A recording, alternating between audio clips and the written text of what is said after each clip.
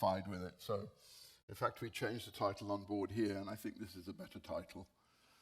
The Tragic End of the Russian Tsars.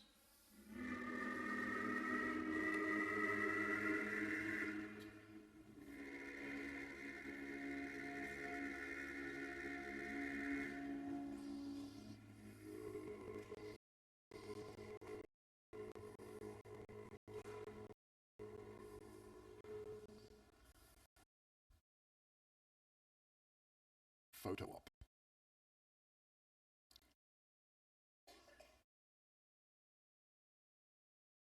This is my introductory slide. I'm not going through it. I've been through some of the bullets. I go through a bullet at a time. Now I am past president of the Canadian Protection Association, not once, but twice. Once through eagerness, twice through stupidity.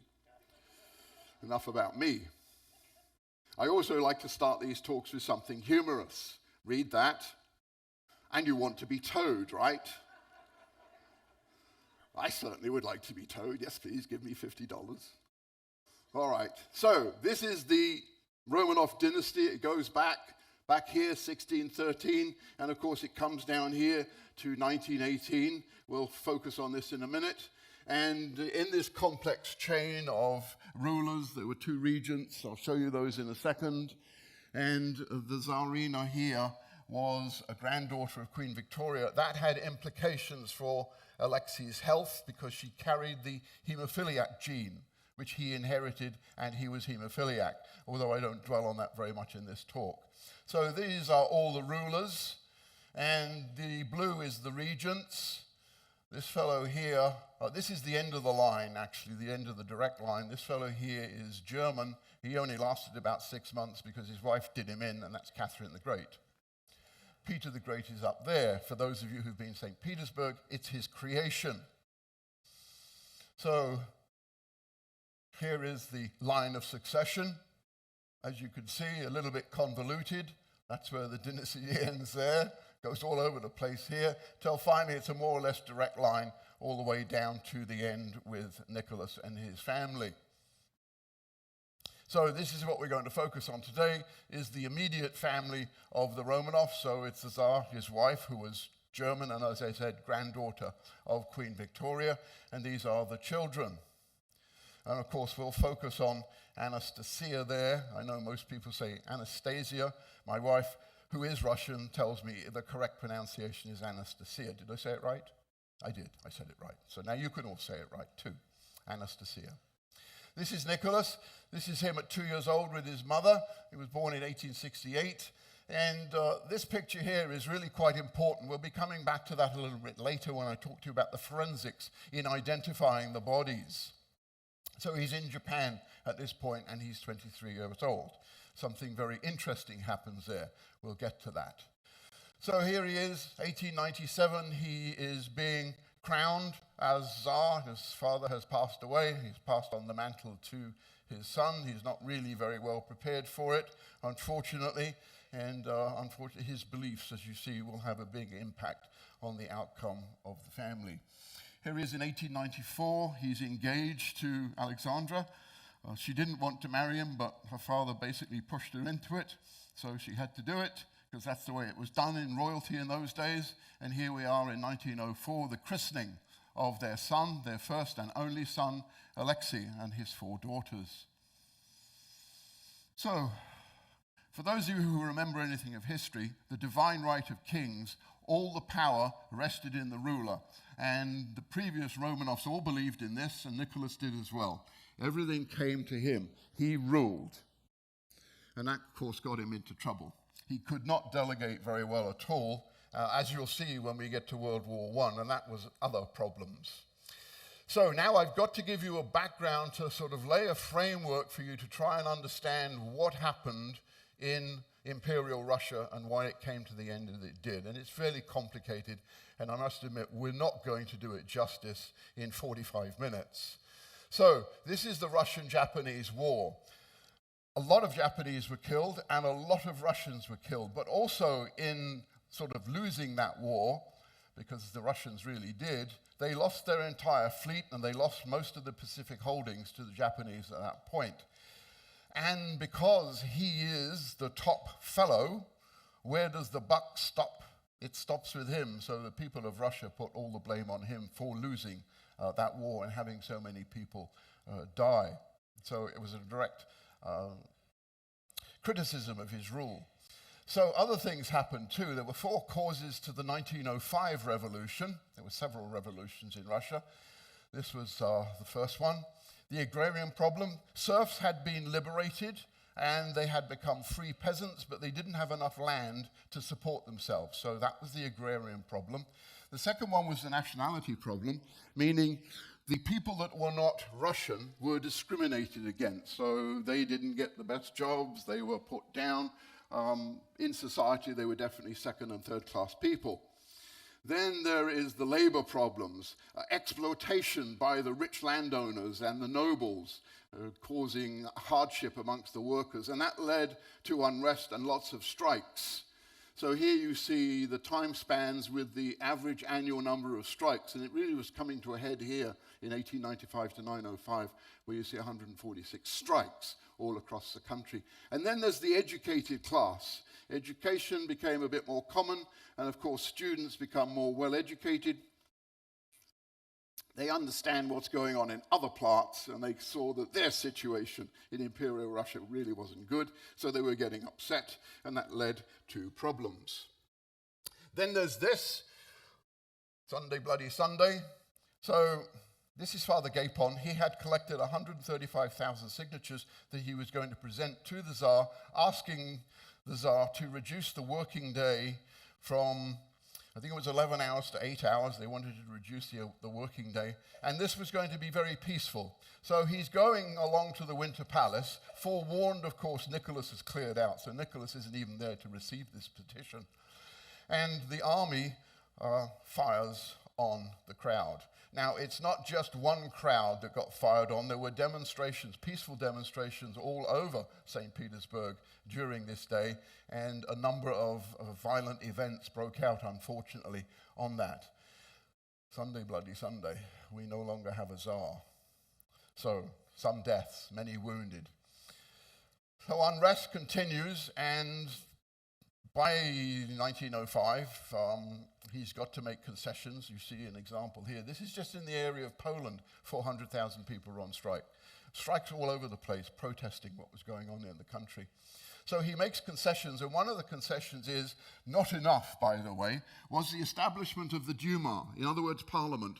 But the Parliament that was established was only, if you like, constitutional. It could only advise the Tsar. All the power still rested with the Tsar, and people were not happy with that fact. You see the cartoon there. Well, that wasn't really true. He wasn't banged on the head that much. Well, this continued, unrest continues, and it's all over the place. And in fact, it broke out into violence, as depicted here in these paintings. And you can see the figures here, people executed for fomenting violence, injured, imprisoned, and exiled. So not a very pleasant time in 1905.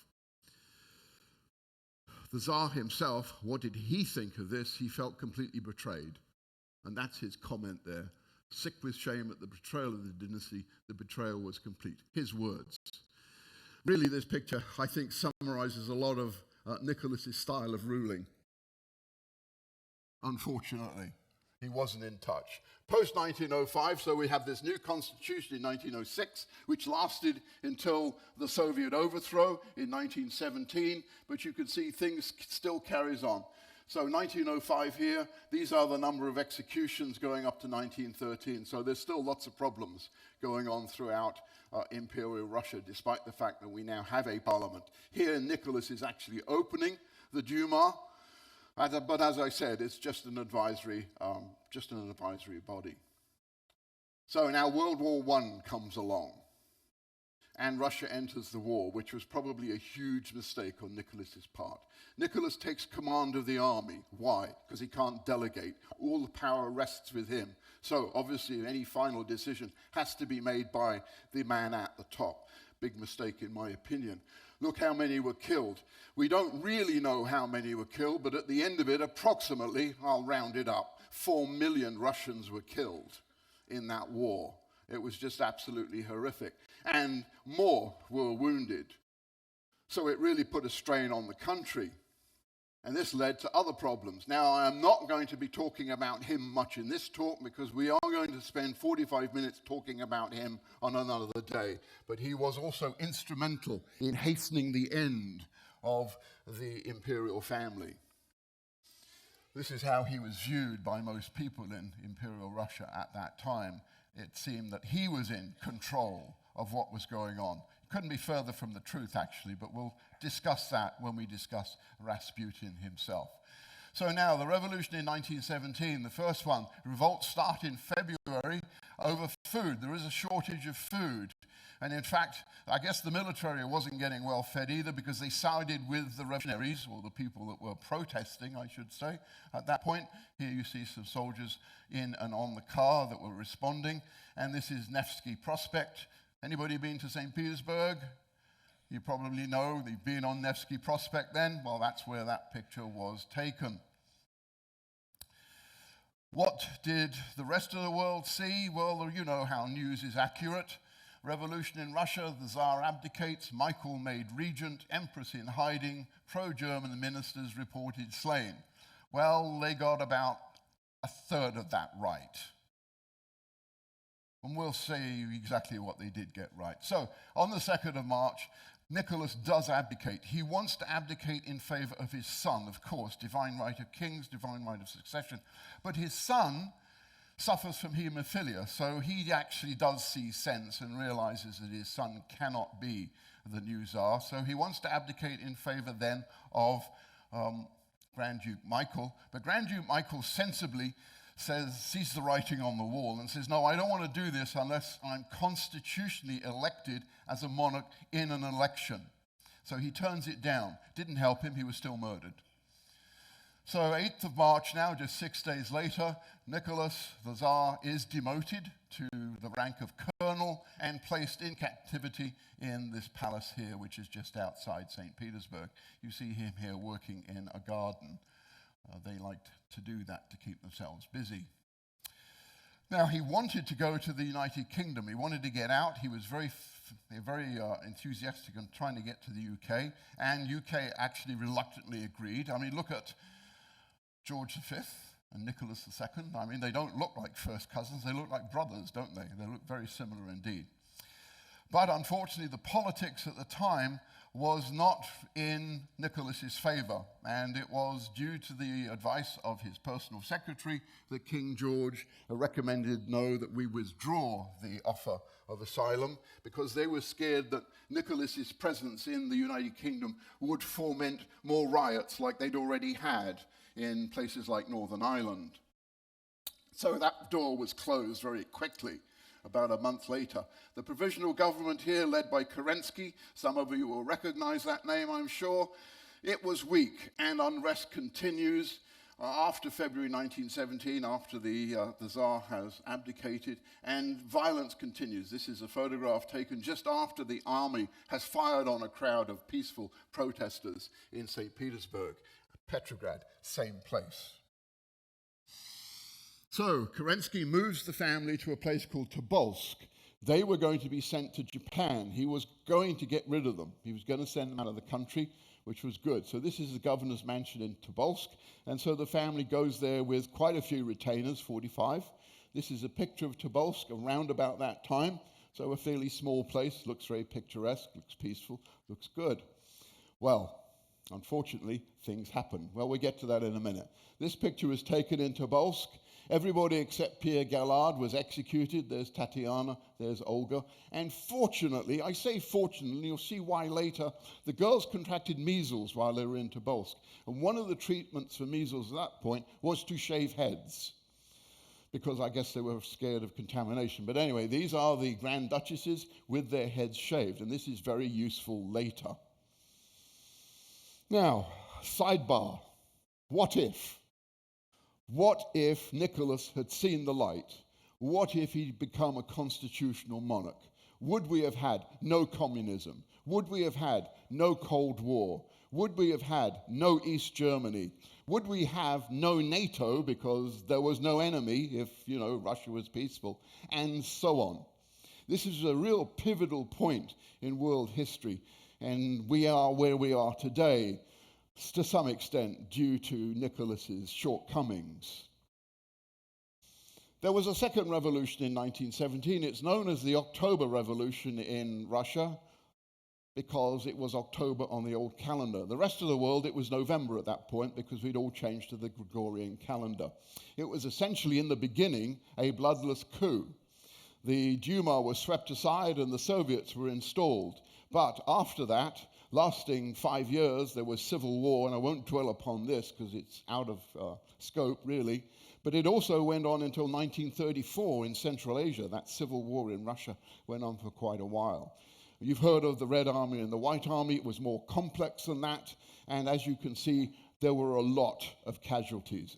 We don't really know the exact number, somewhere around about 12 million. So conditions in Tobolsk worsened. Now we're going back to our main storyline here. And there they are in the governor's mansion. It's one of the last pictures there. There's the Tsar, that's the guard, there's Alexei, and those are the daughters. You see him here cutting wood with Alexei.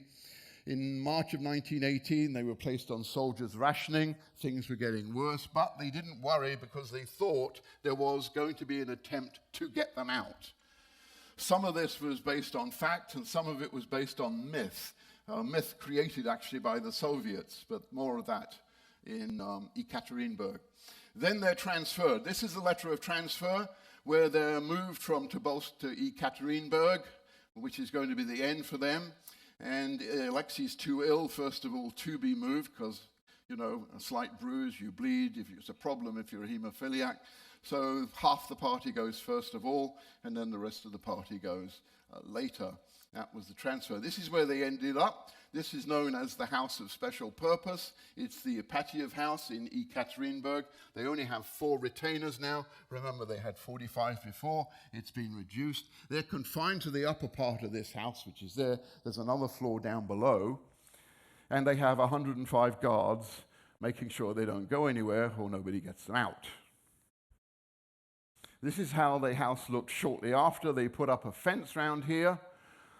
They whitewashed the windows so you couldn't see out. And in fact, there's one anecdotal story of Anastasia trying to open up a window, and she's fired upon by a guard. The bullet ends up in the window frame, and that's the last time she looked out. This is, I'm not going to read that. That's an excerpt from a letter written by Grand Duchess Maria. And treatment varied. It was not too bad in the beginning, but towards the end of their stay there, it started to get worse. So that's what treatment within was harsh means.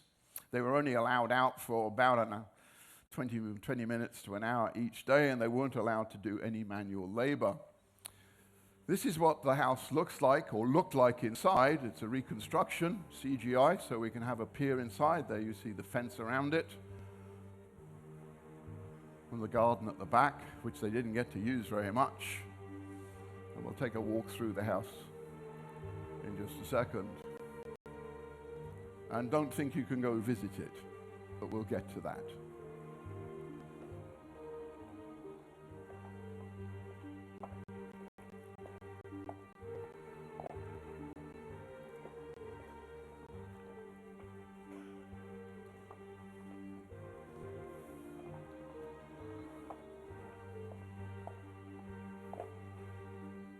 Now I know what some of you are thinking, well, it doesn't look so bad to be locked up in here. But remember, the treatment and the food that they were getting was pretty harsh. And in fact, even on the upper floor, they were confined to the dining, living, and bedrooms, so they don't even get access to the whole of the upper floor, and you're not being able to see out. That was the commandant's office.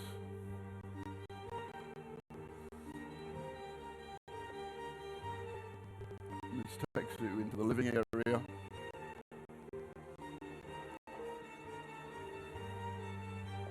The stairs over there are not the final fatal staircase. That actually goes outside. I'll show you that later.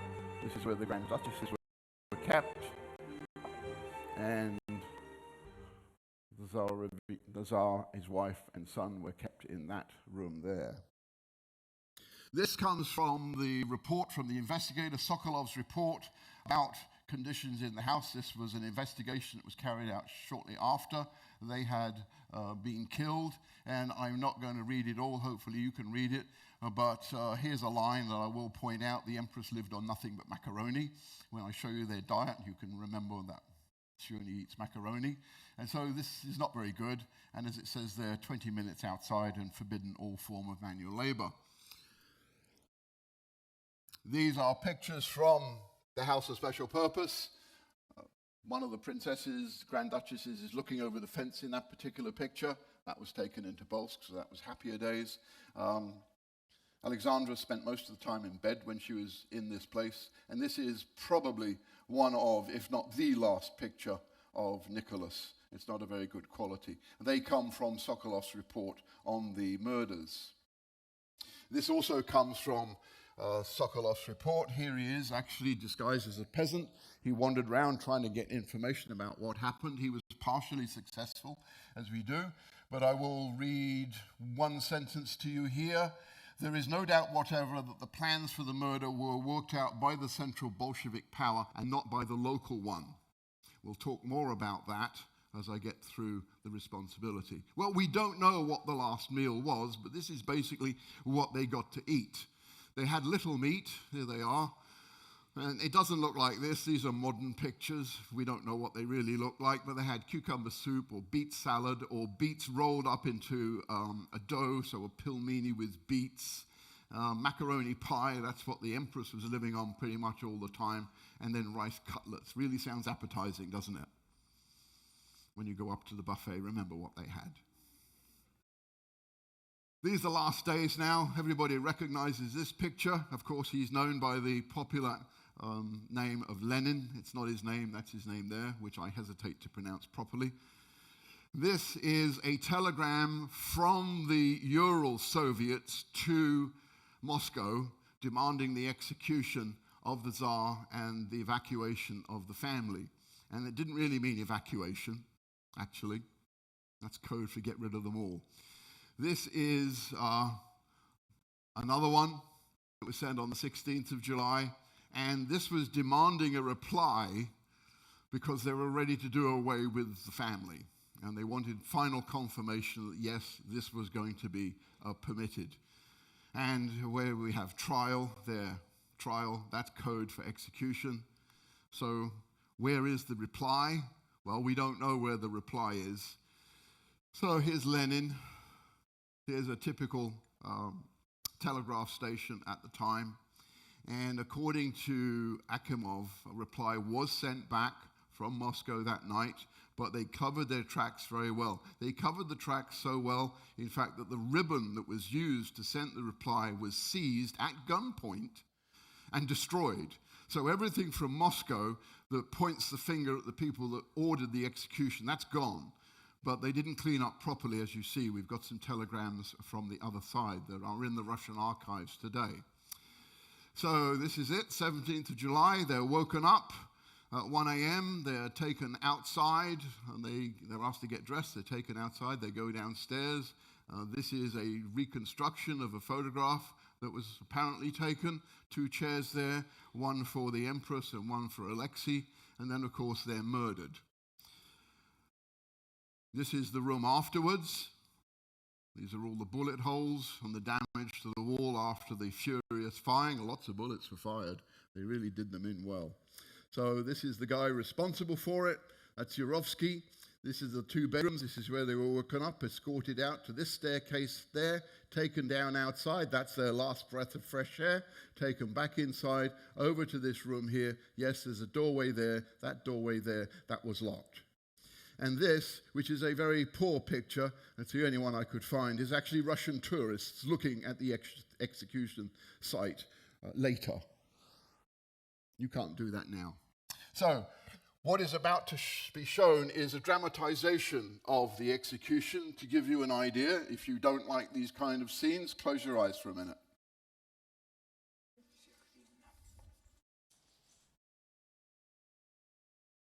Решением исполкома Уралсовета вы, Николай Александрович, и ваша семья приговорены к смерти и сейчас будете He's delivering the execution order. And that's apparently what Nicholas said. What? And they opened fire. The main features of this reconstruction are believed to be accurate.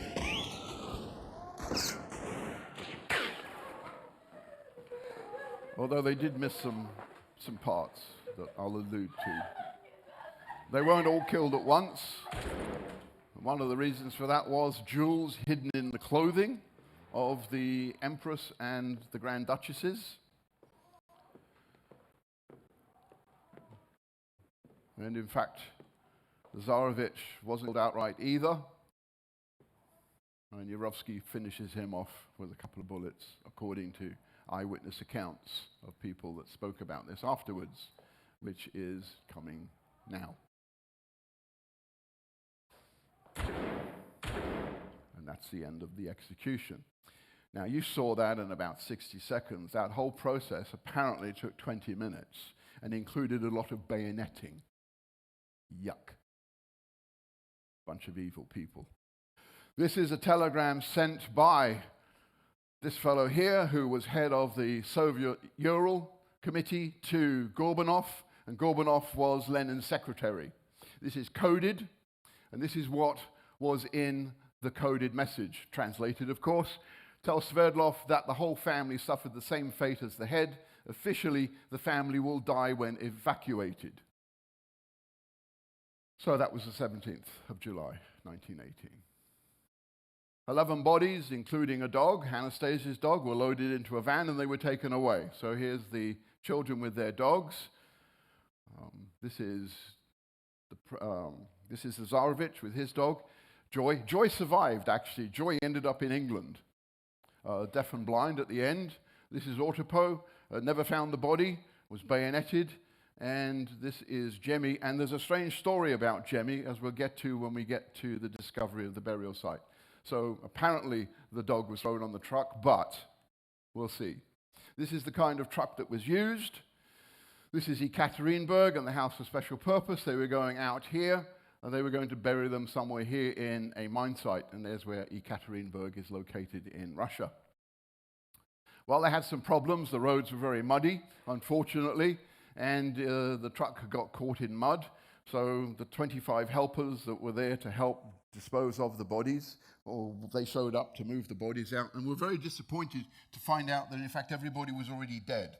They were looking forward to lynching the royal family and doing other things to the women. And they were also pretty inebriated. In fact, 2 of them did molest the Empress's corpse by accounts. These people were all dismissed. Yurovsky was thoroughly incensed that they had only brought, amongst all of them, 1 shovel to dispose of the bodies. So they took them by cart because the truck got stuck and they found a mine shaft, but to their dismay, they found out it was a very shallow mine shaft. Nonetheless, they placed the bodies in the mine shaft. So they got rid of the drunks, they burned the undressed bodies, they found more jewels. Yurovsky found more jewels. We'll get back to that in a second. They used sulfuric acid to try and destroy the bodies, and they found evidence of the sulfuric acid containers at the burial sites. Unfortunately, as I said, this was a not very deep mine. They tried to collapse the sides of the wall, so to cover the bodies. They were using grenades to do this. That didn't work out. And they then filled it in with hand, the 1 shovel and whatever else they could do to try and cover up the bodies. So then Yurovsky goes back and goes to Ekaterinburg to report, and that's how many jewels he found after they'd already looted the bodies in the basement. So it's determined then at 4 a.m. in the morning that this is not good enough. I mean, this is what it would have looked like. That's not good enough. Go away, do it again. Get rid of these bodies properly. So he has to go back out there. They have to dig up the corpses, retrieve them, and then take them somewhere else. So that's 10 o'clock at night that's done. So this is the original site. This is where they got stuck, and this is the second place where they, the third place really on this map, for the disposal of the bodies. And so they got stuck again on the way to a deeper mine that was supposed to be down here. So they actually dug a grave this time and disposed of the bodies there. They put more acid on it. They damaged the corpses with rifle butts. They tried to do as much damage as they could so there was no identification. And they even put quicklime on the corpses to, again, get rid of any possibility of identification. So it's completed now by the next day. This is the 19th of January now. And cunningly, they moved two of the bodies from the pit that they had dug to another pit that was about 70 meters away, also to confuse any investigators that might be looking for a certain number of bodies. And in that second one, where Alexei and it believed to be Maria, there was very little there, actually, as you'll see when we get to that part. So, you want to visit the House of Special Purpose. Well, it's not happening. It was destroyed in 1977, and these are pictures of its destruction. Again, more pictures of its destruction, and I'm sure many of you have heard of this gentleman over here, Boris Yeltsin, and this is what Yeltsin had to say about it, and I think that's definitely arrived by now. They should be thoroughly ashamed of what happened to the royal family. Now, there were other Romanovs. There are still people that could assume the throne of Imperial Russia. There were 53 living at that time. Some of them were murdered. One of them died by natural causes, but 35 of them did get away. And you see here two of the Romanovs on the HMS Marlborough, getting away from Yalta. This is HMS Marlborough here, and all of those signatures are grateful signatures from the Romanovs that escaped on that ship, and they went somewhere else. So, who is today's heir? This is the question. Is there anybody fit to reassume the throne in Imperial Russia? Well, the answer is no. There is no living Romanov today that is in the line of succession, so that throne will remain empty forevermore. This is one of the killers. This is Ermakov. He's actually standing on the grave, the main grave of the Romanovs, and he is probably one of the most brutal and sadistic members of that gang that did the deed. This is his gun that was used in the execution of the Romanovs. This is the party that was involved in the final disposal. So there's Ermakov there, there's Yurovsky there. The other 20 that I told you about, looking forward to the lynching and raping, they'd been sent away. This is Ermakov again. Some people revile him, hence the red paint on his grave. Some people think he's a hero, hence the flowers around his grave. So there's two camps as to what you think of this particular individual. I'm in the red paint camp myself. This is the investigation that followed in 1919. It was 7 months after the killing had occurred. These are some things that were retrieved from the grounds out where the bodies had been taken. This is an area, again, in that area. And this is the corpse of a dog. That is Jemmy.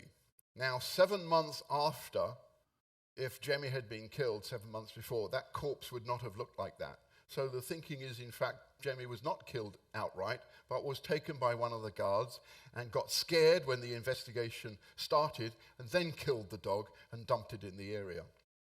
Horrible. This is one of the sites that he investigated, that's spring 1919. This is the actual burial site, now with a cross to remember the Tsar's family. Just under railway sleepers. Again, some more things that were recovered there. He found a severed finger also at one of the sites that he investigated. Can we identify that severed finger? Well, yes, of course we could. We could easily do DNA on that. But unfortunately, that severed finger is in this box, and that box is in a Russian Orthodox church, and it is behind a wall. And they won't let us take the box out to identify the finger. The Russian Orthodox Church has some problems we'll get to. Anyway, back to the report. Here he is. Here's Sokolov looking at the ground where some burning has taken place. He rightly concluded that the imperial family had been killed, but he incorrectly concluded that the bodies had been burned and scattered to the wind, so he didn't actually get it right. And that's his report, and there he is again. Right, so it was common knowledge at that time that the Tsar had been executed, but the rest of the world thought the family was being held alive somewhere. in what was Imperial Russia. It wasn't until Sokolov had to flee Russia because of the change in the political climate. He went to France and he published his work. This is the translation of his work, The Murder of the Royal Family. It wasn't until he published this that, in fact, the Bolsheviks, the Soviets, had to own up to the fact that, yes, they were all dead. So he kind of pulled the cat out of the bag. Right, now we get to discoveries. The discovery happened first in 1979. They found 3 skulls. They reburied them because the political climate wasn't amenable to saying, well, we think we found something really interesting. Glasnost, of course, came along and things changed. The political climate was very different. And then this discovery was revealed. And then the remains were finally disinterred in 1991. And this is the grave site that has been opened up. And you can see some of the skeletons here. And then later, 2007, by chance, because there were volunteers going out still looking for things, they found a second grave. And that was, I said, about 70 meters away. And what was found in that grave? Not much. 44 bone fragments, 33 bullets. That was it. A few other things were found in there, but that was it. This is the grave site in the woods, as I say, 70 meters away from the main grave. Now we turn to how did we actually figure out who was what in there, and we'll talk about some forensics. So this is grave number 1. This is sort of an archaeological picture of the way the skeletons was arranged. And what was in there, there were 9 skeletons jumbled up. We are missing 2. This is the second grave. This is showing you the plot where they were excavating, trying to find stuff. Again, you saw that picture. So what did they find in there? As I say, just a few fragments. They found bones, teeth, bullets, some fragments of sulfuric acid containers, and also a tantalizing piece of fabric from a dress. But we didn't know at that time who was the occupier of that grave.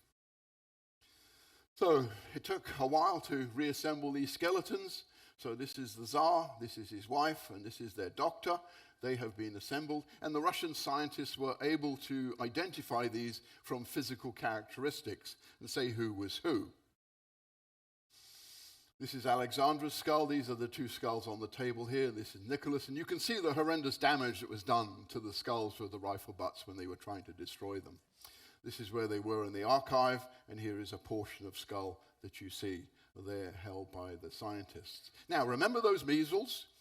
They took pictures of the girls for both front and back, which was very good because now you can see the skull shape, and you can match the skull in your hand from the grave to the picture. And this is what they tried to do. So that's believed to be Anastasia. There's Olga. Maria didn't match. There was no skull in that second grave, so they believe it was Maria that was in the second grave. And this is Tatiana there. Again, more skull shapes that they used to identify the 3 there, Alexandra, and the doctor. So there's their skulls with their photographs, and those were identified. Well, this is just part of it. And then, of course, now we go to the DNA. Now, there's more than one type of DNA. There's mitochondrial DNA. That was first done in 1981. There's DNA on Y chromosomes passed down from father to son. And then there's everything else, which is the autosomal DNA. And we can use that to see if one person is related to another. So this is the first analysis. It was done in 1991. What do we have? We've got 11 people and 2 dogs. 11 bodies altogether, 4 female, 1 male child. We've got adults, we've got 4 men, 1 woman. We know that 7 were related. So 1 man, 1 woman, and 5 children, they're related. And we know the man is related to the Tsar's family, and the woman is related to the Tsarina's family. So not positive proof yet, but good, strong indications that that's who they were. They were, in fact, the Romanovs. Don't forget, that was 1991. We've come a long way. Now, to work out who's who, we have to have DNA donors. And these are the DNA donors that were used to establish the identity of these bone fragments. So this is the late Duke of Fife. He's since passed away. His DNA matched up with the Tsar. This is the Tsar's brother. He died young, but they were able to exhume the body and take a fragment out and get his DNA. This is Princess Sefiri, also related to the Tsar. She's meeting with Putin in this picture. So those three were necessary to establish the identity of the Tsar because he had some unusual characteristics in his DNA. It was only necessary to get one donor for the Tsarina, and that happened to be Prince Philip, who was related to her, and he graciously donated to them. This is a summary of all the studies that was done to establish relationships. So where you see the color-coded, so the blue there, that's one study that was done. This is another study where it's cross-hatched, and yellow and red, different studies. So this is the relationship then of all the people to the immediate family and what was required to establish their identities.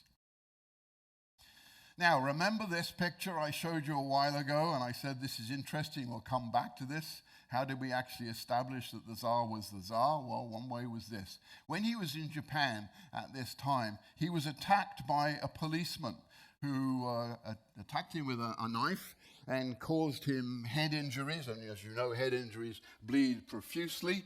And his shirt, that's his shirt, was covered in blood. And that shirt was kept. It wasn't cleaned, and it was returned to Moscow, and it was kept as a relic. And so this is the guy that did it. And they were able to match the DNA from the blood of the shirt to a tooth fragment that was found in the grave. And this is the match here. So this is the bone fragment, and this is the blood from that. And that's the Tsar when he was of that age. Interestingly, the Japanese emperor apologized profusely for this, and the country was horrified too, which is what the huge number of telegrams means there. 10,000 telegrams were sent to Nicholas apologizing for what happened. But that being said, he cut his trip short and went back to Russia. This is the second analysis that was done in 2009. We have better analysis then. And this was done on the second grave, and they also reanalyzed the first grave. 2 labs did it, one in the USA, one in Austria. And this is what we find. We actually have identifications now. It was Alexei and a sister in grave 2. We don't really know. And in grave 1, it was Nicholas, Alexandra, Olga, Tatiana, and a daughter. It could be Anastasia, or it could be Maria. And there were 4 other people there. Now remember, I said they were using skull shapes to try and figure out which girl was which girl. So Maria was identified by elimination, because we've got positive results here for Anastasia. That being said, there's still some controversy over this analysis. Some of the US scientists that were involved in this study disagree with this. So we're not 100% sure whether it's Maria in the second grave or Anastasia, but it doesn't really matter. They are dead. Now, talking about Anastasia a little bit more, we have, of course, the imitators, and this is the most famous of them, Anna Anderson. There were about 200 people that came forward claiming to be one of the lost Romanovs, and it was finally proved through DNA that Anna Anderson was not Anastasia. And it was not done during her life, it was done after she died. 2 things were used for that. She had an operation in a hospital at some point, and they kept a fragment of tissue from her. That tissue was used, and also they found hair on a hairbrush, and they were able to get DNA from that. So positive proof that Anna Anderson was not Anastasia. Recognition here, this was published in the Telegraph, saying that Russia exonerates Czar Nicholas II, but that article actually was kind of sidestepping the issue. They were blaming the local Ural Soviets for the murder of the Tsar, trying to distance themselves away from the high Bolshevik command, meaning Lenin and his cronies. So they were buried on 17th of July, as you see here. Anybody been to this church in St. Petersburg, and you've seen the tombs of the Tsars there? Well, this is where they were interned. This is the ceremony, and the church did not recognize them. What the church said was, their names only thou, Lord, knowest. So they did not admit to the fact that the people being buried in there were the Romanovs. And in fact, to this day, Alexei and what we think is Maria remained unburied, and they're still resting in the archive. So this is their final resting place, and this is the other resting place of the family in the Peter and Paul Cathedral in the fortress. Now, another complication, too, that is going to prevent the church from recognizing what the remains are is they canonize the family. They've become saints. So if they actually recognize what's in the church now, saying that they're saints, they're going to become holy relics. And then they're going to have to do something special with them. So I think that's another block in doing it. The servants also were made saints. Братцы, спасибо вам за славный парад! Спасибо, братцы, вам за отличное учение!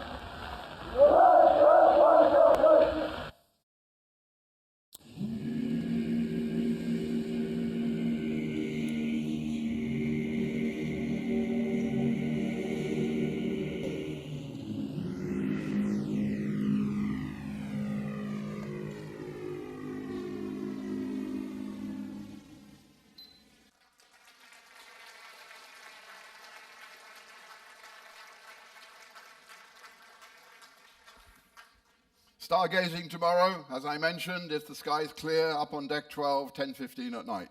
Hope to see some of you there. Dress warmly.